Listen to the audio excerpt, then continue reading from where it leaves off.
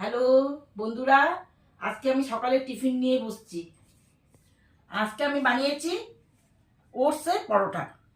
এই যে দেখো, নরম নরম ওটসের পরোটা চারখানা বানিয়েছি। একটা দুটো তিনটে চারটে চারখানা বানিয়েছি। দুটো আমি খাবো, দুটো আমার বরকে দেবো। আমি এমনি ওটস খেতে না ভালো লাগে না, মাঝে মাঝে তাই আমি এরকম করে বানিয়ে খাই।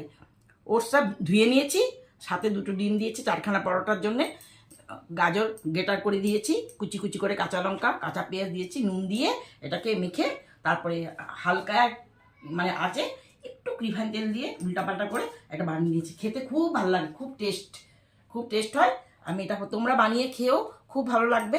এটার সাথে আমি একটু সস দিয়ে খেতে পারি, সস নিয়েছি এটার সাথে খেতে পারি। আর না হলে আমি দুটো কলা নিয়ে নিয়েছি, এটাও খেতে পারি, এটা দিয়ে খেতে পারি। তোমরা যেভাবে খুশি খেতে পারো, সবজি টবজি দিয়েও খেতে পারো। কিন্তু খেতে কিন্তু অনেক টেস্ট লাগে এইভাবে, এমনি এমনি ওটস ভালো লাগে না, বুঝছো? এমনি ভালো লাগে না। Bye bye.